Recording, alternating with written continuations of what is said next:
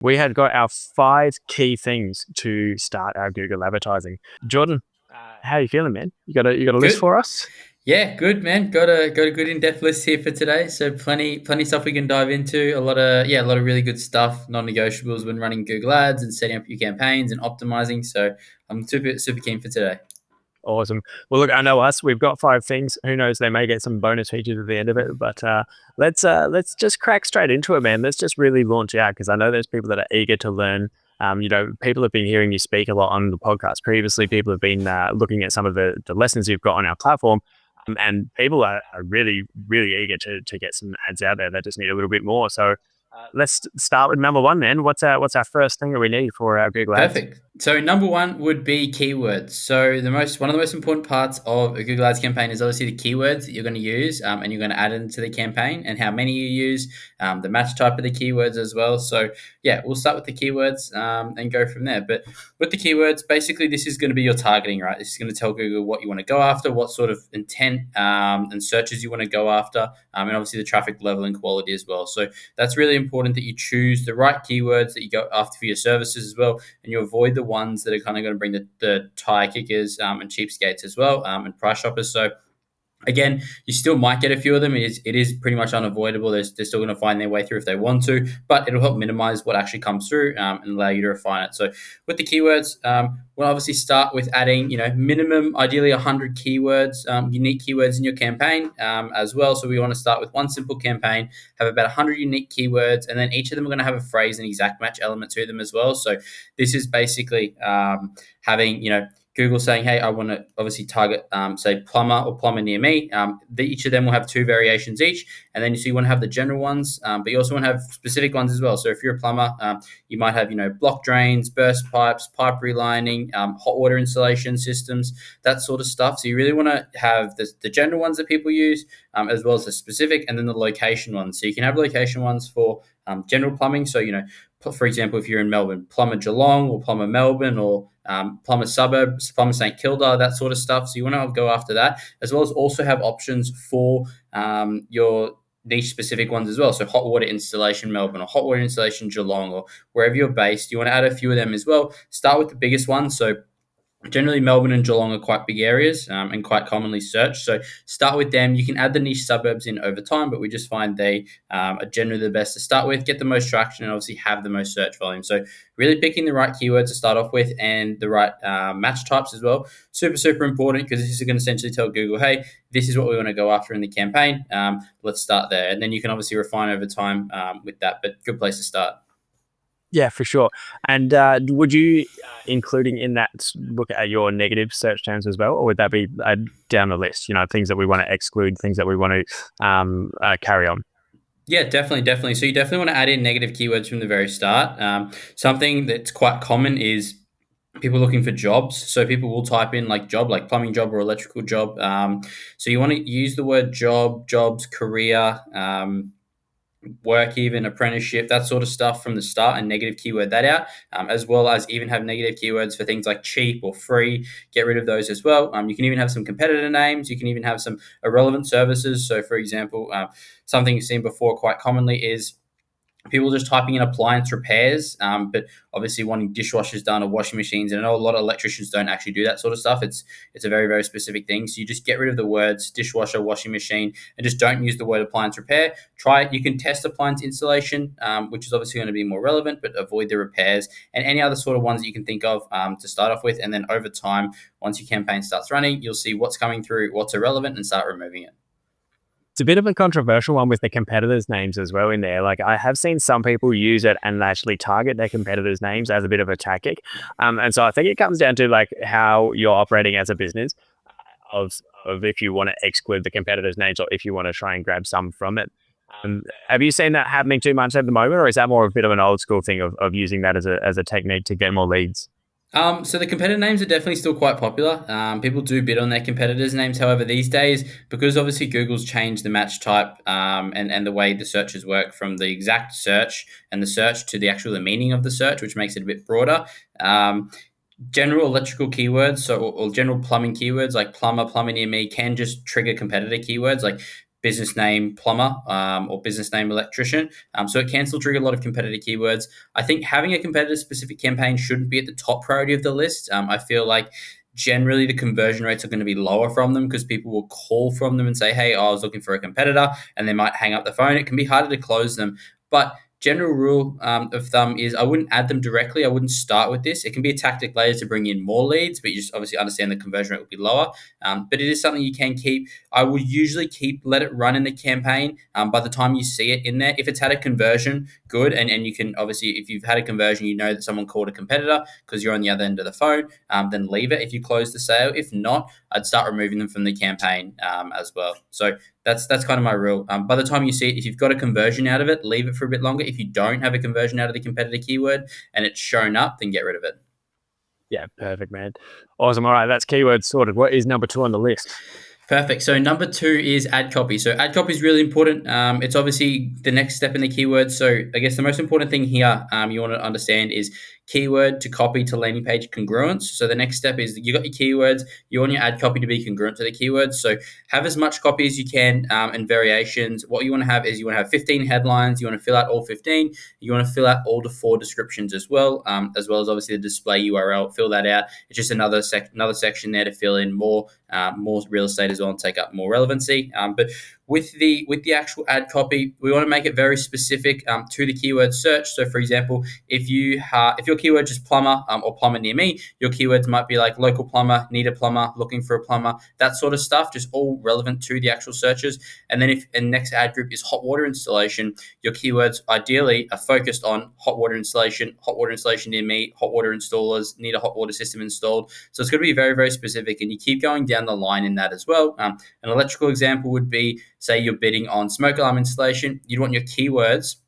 at least the top 5 of them to be or the copy, at least the top 5 of them to be focused on smoke alarm installation, local smoke alarm installs, need a smoke alarm installed, that sort of stuff. So it's all relevant as well. And then, so you want to obviously have the keywords matching the copy. And then you want to have some benefit points as well, why you're different, why you're better, the amount of 5-star reviews you have, what makes you different, the USPs. And then you want to have a few call to actions as well. People need to be told what to do next. So call now or book now or schedule a quote now. Really, really important to make it very, very specific to each of the keywords as well. And with the copy, what you want to do is test having no pins. So this basically allows Google to pick and choose what keywords to show where. And then the copy or the second version would be pinning, which basically means, hey, Google, I want to pin these keywords to headline 1, which means it's forced to show them in headline 1, but at least it split tests it against the AI and you see which works better. Yeah, cool, man. I think a lot of guys, they struggle with the ad copy part because it's can be so, I guess, intrusive on the ad of like if you get it wrong, it's gonna play a big part in the ad as well. I've seen some people use ChatGPT and AI to get that ad copy as well. But if someone is struggling to come up with like ideas for their copy, what would be some suggestions that you would do to sort of prompt them in the right direction?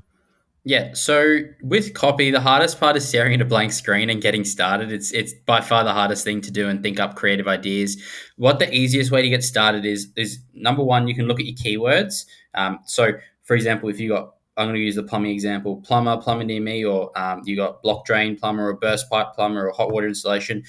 Start the keywords with matching the copy, matching those keywords. So you could just start writing keywords like local plumber, need a plumber, hot water installation, block drain plumber, got a block drain. Essentially trying to match those keywords. It's the really easiest thing to do because you've got the base and all you need to do is turn it into a sentence that makes sense. On Google, you only have 30 characters in the headlines and 90 in the descriptions. So on Google, it's better to be direct than funny or clever. Just be straight, direct to the point. Super important because people are there needing the service now. You don't have to convince them. They already need the service. You got to essentially just convince them to click on your ad as opposed to a competitor's. So definitely the best place to start is doing that, as well as looking competitors. So you can use the Google Ads Transparency Center or take your keywords, for example, plumber near me or electrician near me or smoke alarm installation, type that into Google, see what competitors' ads are showing up and what copy they have. Use that to get inspiration to spark your creative brain as well. You can use ChatGPT. It is a great resource. I wouldn't copy a lot of it verbatim. Use what's relevant and then tweak it to your offer as well, because a lot of it's generic and sometimes not accurate. So you want to make sure it's all accurate and specific to the service. Yeah, perfect. I think that's the biggest thing is just making sure that you're not copying. I think as any time you're using ChatGPT for any of this sort of stuff is it's great for a prompt, it's great to get started, but if you're copy pasting, it's not going to get you far because it's not genuine and it's not what everyone's looking for. It's just what chat thinks that everyone's looking for. Exactly, exactly. And the biggest thing, if you want to use these AI tools to write your copy, which I think they have that good, really good place to be used, you got to make sure you prompt them properly. Prompting is the most important part here. Essentially, inputs equals output. So if you give the AI really bad inputs, so you go to the AI and say, for example, write me 5 headlines for a plumbing keyword or a smoke alarm installation keyword on Google Ads, or I need 5 headlines for Google Ads. Can you please write me some? It doesn't really have a lot of context. It doesn't understand. It's just going to give you some basic jargon. What you want to do is prompt it in a context. So you could say, today you are a expert Google advertiser of 20 plus years experience. You have heavy experience in direct response copywriting as well. Here are my list of keywords. Here is my website as well, so it can scan your website. I'm running a Google Ads campaign, and I want to write some ad copy that is specifically going to get me leads from these keywords. Can you please provide me 5 or 10 keywords matching these keywords? 5 or 10 keywords with the biggest benefits and features of my service based on what you can see on my website, and then 5 call to actions as well, just to start. So you really got to make sure you prompt in the right way. That's a really long prompt, but it will get you much better outputs. Yeah, that's awesome, man. Heaps good. All right, that's number two sorted. Number three, what is three on the list? Awesome. So number 3 is search term auditing. So this is really important. This is going to be really relevant when you first launch your campaign. So you got your campaign set up and launched. What you're going to do is you're going to look in your search terms report, see what sort of traffic is coming through. The biggest problem and one of the biggest issues that we see on Google Ads is lead quality, trying to get the right type of leads. It is one of the hardest things you have to do, and it is a refinement process. From the very start, the chances of getting the right type of quality of leads basically just launching and not making any changes is very, very low. Even for the best advertisers in the world, there is a refinement optimization process. So basically what we want to do here is once you launch, look in your search terms report, see what actually you're showing up for on Google, and then you'll get an understanding of, hey, these keywords are triggering these searches on Google. And what I mean by that is the search terms report tells you physically what people type into Google. So, for example, your keyword is what you bid on. Let's say you have the word plumber as a keyword, or plumber near me. What Google might trigger, and that could trigger, is local plumber, or plumber Melbourne, or need a plumber, or I need a plumber, or plumbing help. That sort of stuff. That's what people physically type in to Google that triggers your ad. So you want to understand what Google thinks your ad is talking about and is going to actually trigger for, and then go in, have a look at what's relevant and what's not relevant. You might have a keyword in there triggering a lot of irrelevant search terms. Get rid of that if so. You could have free quote plumber, for example. That would probably be a bad keyword because people are looking for a free quote. It's okay to offer free quotes, but I wouldn't go after people physically searching for free quotes because they're going to be tie kickers just by the nature of the search. And then you can look through, you can see competitor names, you can see irrelevant terms, but it's also a really good place to find, hey, these keywords in here are relevant that I haven't got in my campaign. And the way you can identify that is when you look in the search terms report, on the left-hand side, it'll say added excluded in the column.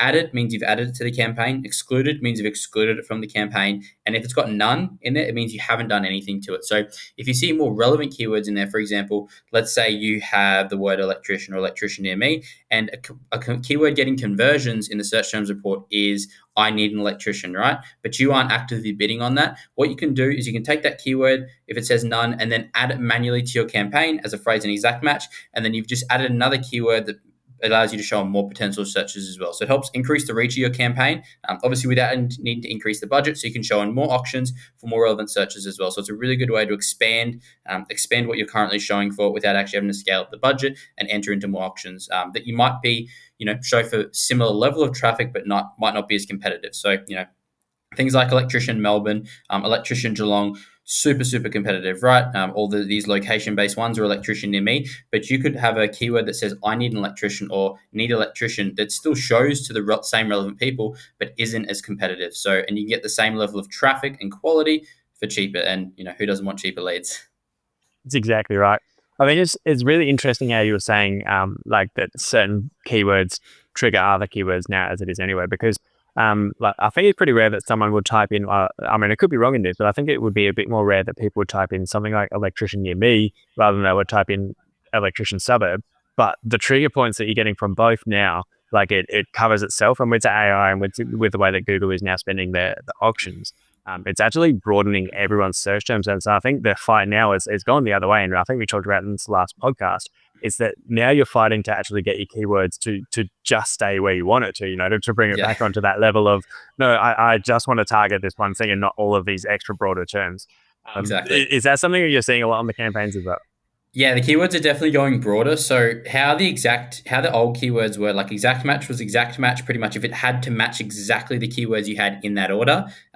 Phrase match would be it had to have those keywords in the phrase, not necessarily in that order. And then broad match would be has to be relevant to it, but it would still go a bit broad. Now what's pretty much happened is it targets the meaning of the keyword, not the actual keyword itself. So basically, the old exact match, or the current exact match is like the old phrase match. The old phrase match is like, wait, no, the current phrase match is like the old broad match, and the new broad match is just super, super broad, right? So it just goes so broad. So it's basically moved everyone back. So exact match is broader, phrase match is broader, broad match is even broader. So it's definitely harder to keep it in that very specific meaning that you want it. But it's also super important to use your ad copy to help qualify this as well, to show, hey, this is what we actually want to show for. And if people do come through from something that might not be as relevant, your ad copy can disqualify them as well. Yeah, perfect, man. You're all over that one. That one, you answered way too quick for me. Number four, man. What's number four on the list? So number four is landing pages. So landing pages, there is the debate between landing pages and websites for ads. What to run it to? Should I just run it to my website? Should I just run it to my landing page? What do I do?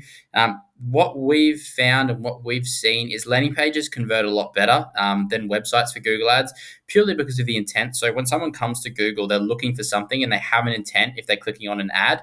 And so when you send them to a website, there's a lot of information. There's the About Us page, the Services page, the Contact page. A lot of it's actually irrelevant to them. So they can get confused and might not know where to click. So essentially, if there's overwhelm, they'll leave and then go somewhere else. With a landing page, it's a one-page landing page basically that has no navigation bar, a call button, and a submit a form button. There's nothing else they can do, and it addresses their specific issue. So you can start with a general landing page. Like, so if someone types in plumber near me, or block drain, and they go to your landing page could say, need a plumber, call now. Really simple. There's nothing else on there. It's very, very specific. And then down the line, as you get more mature with your ad campaign and you test out a lot more and you have a lot more budget, then you can get even more specific. So you could have people clicking on a block drain ad. The landing page is just about block drains, or people clicking on a hot water installation ad or hot water ad.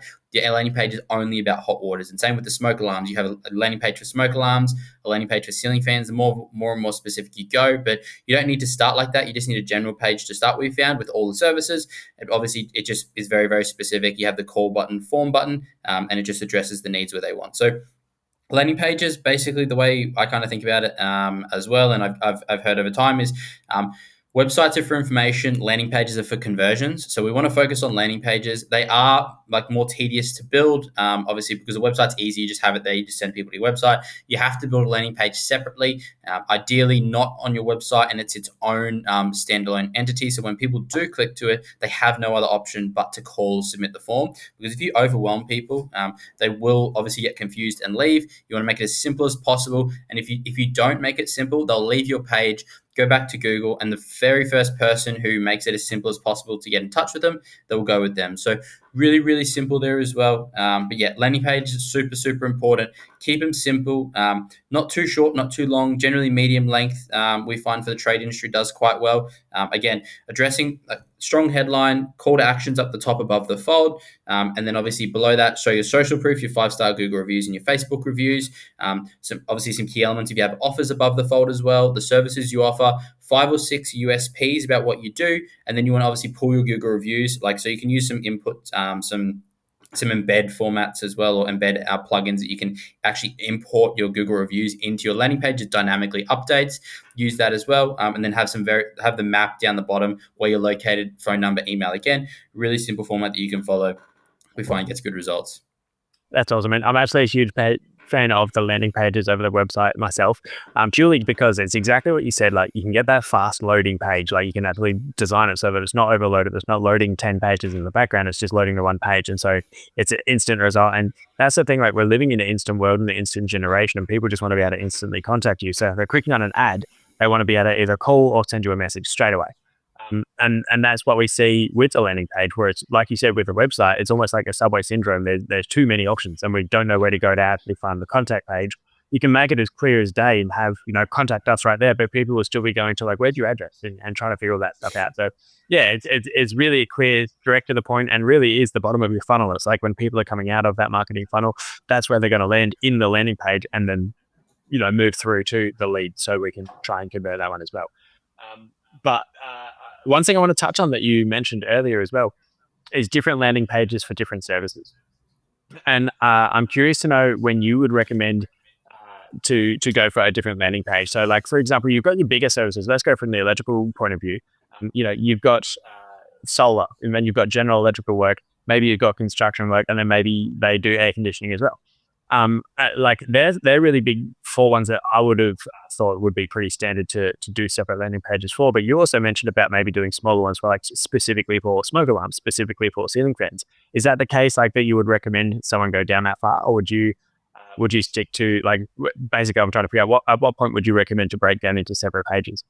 Yeah, no, that makes sense. It's a good question as well. So, what we find is start off, don't go too niche into the services. It's not necessary. Start with a general page for polar opposite services. So, pretty much exactly what you said. If you do, say, general electrical, one landing page for general electrical and just list all your services there. One landing page for solar, because it's a polar opposite service, right? You need a separate landing page addressing that. And then air conditioning would be a polar opposite service. You need one page for air conditioning. And they're pretty much all I'd start with. I wouldn't go too much into depth after that. If you really want to and you're going after commercial, you can have commercial pages as well for electrical or aircon, for example. But just those 3 pages are generally what you need to get started, and they'll get you a really good conversion rate from the start. Adding in those very specific ones, so specific electrical ones like smoke alarms or ceiling fans or switchboards, you can do that. But it's down the line. I would not be focusing on that from the start. Have the 3 general ones that will get you to where you need to go. Once you're scaling up and have more budget and want to even get more specific, then do it. But they're not necessary to get good results. Awesome, man. That's really good. All right, last one on the list, lucky number 5. What have you got for us? Awesome, awesome. So number 5 is location exclusion. So in the maps and actually keywords. So obviously with Google going broader and broader these days in the AI, there's obviously we find you do get out of areas sometimes where some areas are worse than others. Where you're targeting your target location, you have a radius of say 15, 20 k's, but you're getting a couple of calls from like 6 hours away or 7 hours away, or even different states. This is because pretty much Google. Number one, it can get confused based off where people are. People don't allow Google to use location, or if people's last location they allowed Google to use is outside of where the actual where they're living right now, is it separate, right? Then that's the problem. So their last location could be in the Melbourne CBD where you're actually located, but they could actually be living in Geelong, which is further away, right? And you might not service Geelong, which is the issue. So you got to keep that in mind. And we want to, so that's why we want to make sure we exclude every other state that you're not advertising in from your campaign as well. Exclude every other capital city, and then ideally even start excluding a lot of the major cities and locations in your state that you aren't actually advertising in. It helps minimize this. And then what you also want to do is in your negative keywords from the very start, exclude the name of the capital city and the name of the state outside of your target area. And then what's going to happen is when you go to your search terms report, you'll see what people are searching for. People would be like electrician location, plumber location, any locations in there that are actually out of area. Then what you want to do is take those keywords, add it to the negative keyword list, as well as also exclude it in your campaign as well if you haven't already. So these sort of measures will help essentially target your target area as close as possible and minimizing the out of areas. And it'll help obviously make your budget go further because Google's focusing more in your target area and understands when not to go. It's a really important one as well. Like we saw this early on with our campaigns when we were first looking into it. Because we live in a section where we have tourists driving through in the summertime, we would often have calls from someone 4 hours, 8 hours away looking for someone to fix the solar on their caravan because it had broken down, but they'd driven through where we are. And then, by the time they got out there, they jumped onto Google, and that was like we were the ones that popped up. And they were quite shocked when we were telling them, they're probably not going to like our travel charge to come out Yeah. to think. I mean, we will if they pay us. It's a beautiful area that you're in, but Yeah. and I think that's really important. Is that like it's well and good to get your keywords and all the front end sorted, but you actually the exclusions and the actual specific location is so important to nail down, because otherwise you are just wasting your budget and it's going to a lead that was never going to convert in the first place. Exactly. And with the location settings, like when you're targeting, you want to make sure you're targeting the bottom option, which is not the recommended option. It's presence or interest in. Google has the recommended option as presence, interest, or presence in or interested in. You don't want to focus on that one because interest means they could be based somewhere else. They could be based 6 hours away, but they might be interested in your city, or searching for something in your city because they might be coming there for a holiday or passing through, like you said. You don't want that. You want to target people who are it's just presence, not presence or interest. So living in or recently in your target location, that's going to help minimize the out of areas and only target people either living in your area or recently in your area as well. So all these small things help improve the campaign as much as possible. Yeah. Excellent, man. Well, look, that's the list that we had sort of completed. Do you have any bonus anything for us? I'm going to throw you under the bus, give you a second to think. Do you have anything that you want to give us to finish off with? So, in terms of bonuses, I guess from the very start, the most important thing is to understand when you're launching your campaigns, it's not going to be a overnight fix straight away. You're not going to get the results straight away. What you want to also focus on, and this is in Google Ads, but also outside. So you want to focus on automation as well. So it's super important to have automation these days. When a lead comes in and fills in your form or calls you, once they fill in the form, you want to have an email and SMS that goes out to them acknowledging, hey, thanks for filling in the form, and just reminding them who you are, your company name. Because pretty much if you don't, what's going to happen and they just fill in a form and don't hear anything, they're going to think, oh, maybe they haven't got it, maybe they haven't responded, maybe they haven't seen it. And they're just going to go back to Google and find the very first person who actually responds to their inquiry, and they're going to go with them, right? Well, that's why it's also important to have SMS automation for missed calls. So if you miss someone's call, they call from your Google ad, they're not going to wait for you. They're going to go back to Google, find the person who picks up the phone first, and buy from them. So if you want to have some sort of SMS automation that goes, hey name, or hey, sorry, just missed your call. James here from XYZ Electrical. How can I help with your inquiry? I'll give you a call back soon. That way, it's a personalized touch. They've heard from you, and you've acknowledged you've got their inquiry, and now they're more engaged and more willing to stay. So that's really important. Google Ads, obviously focusing inside the ads manager is important, but these days it's also super important to be looking outside the ads manager as well. And what can you do outside the ads manager to maximize the leads from Google? So that's really important as well to note, as well as obviously monitoring the lead quality in the back end. So you want to have some sort of call recording software where you can actually see the leads and listen to the call leads from Google specifically, not mixed in with the website leads, but from Google specifically. Assess the quality of them, and then use that data outside of Google to inform the changes you make inside the ads manager as well. So using outside of Google data, obviously not on platform, really important as well. A lot of people just look at the numbers on Google and go, cool, these numbers look great, but if they're crap leads, then it's not doing you any good. So use the outside information as well.